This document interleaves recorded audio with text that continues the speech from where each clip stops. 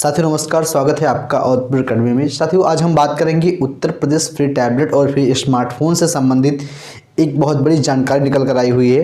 एक बहुत बड़ी अपडेट आ गई है। जैसा कि आप सब लोग उम्मीद लगाए बैठे थे कि फ्री टैबलेट और फ्री स्मार्टफोन का वितरण होना है, लेकिन आपके चुनाव आयोग ने रोक लगा दी थी। चुनाव आयोग ने हवाला दिया था कि आचार संहिता लग गई है, आचार संहिता में टैबलेट और स्मार्टफोन का वितरण नहीं हो पाएगा। तो आपके टैबलेट और स्मार्टफोन जहां पर जिस भी जनपद में थे वहीं पर होल्ड कर दिया गया था। हालांकि बच्चों को मैसेज भी आ चुके थे कि आप चयनित हुए हैं। थर्ड ईयर वाले बच्चों को मैसेज आया था। तो आपको बता दें, जिन बच्चों को मैसेज आया था थर्ड ईयर वाले जो बच्चे हैं जिनको मैसेज प्राप्त हुआ है कि आप लैपटॉप और टैबलेट स्मार्टफोन, लैपटॉप तो नहीं वितरण होना है, टैबलेट स्मार्टफोन ही वितरण होना है, इसके लिए आप चयनित हुए हैं, उन बच्चों को अब टैबलेट स्मार्टफोन मिलेगा। उनके लिए एक बहुत बड़ी राहत की खबर है। चुनाव आयोग ने क्या फैसला लिया है, क्या सुझाव दिया है, इसके बारे में संपूर्ण जानकारी आपको देंगे। बात करेंगे पूरे वीडियो में कि अब जो नया स्वरूप होगा टैबलेट बांटने का, आखिर चुनाव आयोग ने कौन कौन से कंडीशन रखी हैं, किन कंडीशन को मद्देनजर रखते हुए इसका वितरण शुभारंभ हो पाएगा दोबारा से।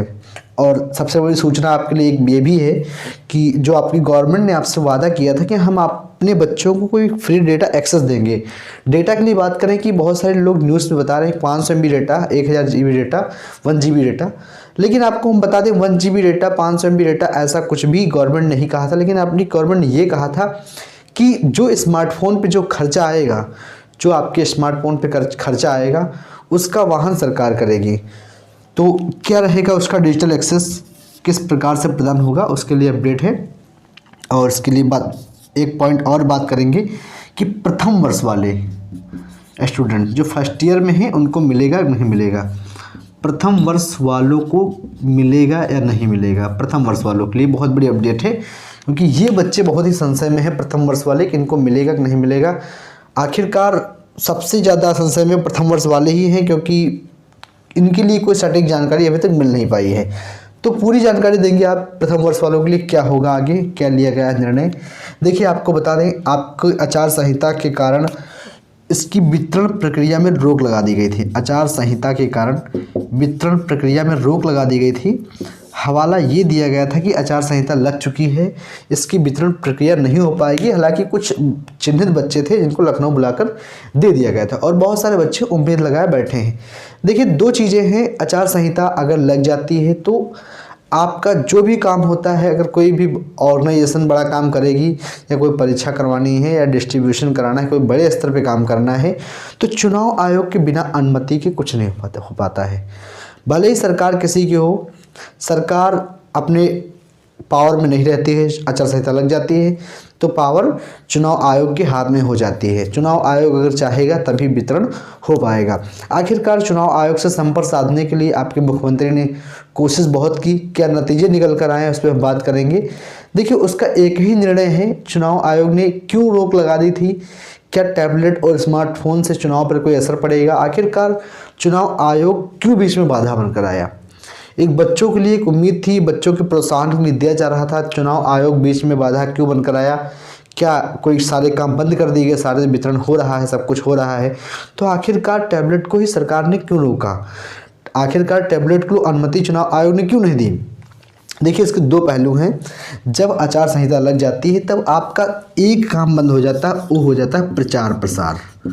जो चुनावी प्रचार प्रसार है पार्टियों का, ये बंद हो जाता है। सारी होल्डिंगें आप जानते हैं नहीं लगवाई जाती हैं, जो भी चुनावी प्रचार प्रसार है वो सब बंद हो जाता है। उसी का एक नतीजा आपको हम बताते हैं। जैसे कि आप लोग जानते हैं राशन कार्ड का जो थैला आता था, बैग आता था, बॉटल जो आती थी ऑयल की, उस पर आपके प्रधानमंत्री की एक फ़ोटो होती थी। हालांकि अब आपके राशन कार्ड के थैले पर फ़ोटो हटा दी गई है, उस फोटो को लगाकर राशन कार्ड का वितरण भी नहीं किया जा सकता। तो टैबलेट और स्मार्टफोन की वितरण में समस्या नहीं थी, इसका वितरण हो सकता था। लेकिन टैबलेट और स्मार्टफोन पर आपके मुख्यमंत्री योगी आदित्यनाथ जी की फ़ोटो लगी थी प्रोफाइल पर। उसकी प्रोफाइल पर मुख्यमंत्री योगी आदित्यनाथ जी की फ़ोटो एक प्रचारक के रूप में साबित होती। चुनाव के दरमियान आचार संहिता में ये गाइडलाइन का उल्लंघन करती है। उसका एक ही गाइडलाइन है कि किसी प्रकार से प्रचार प्रसार ना हो, तो एक प्रचारक के रूप में कार्य करती, ये उल्लंघन करती। इसीलिए टैबलेट स्मार्टफोन पर वितरण कि रोक लगा दिए गए थे। देखिए, अब चुनाव आयोग से संपर्क साधने की कोशिश की गई है।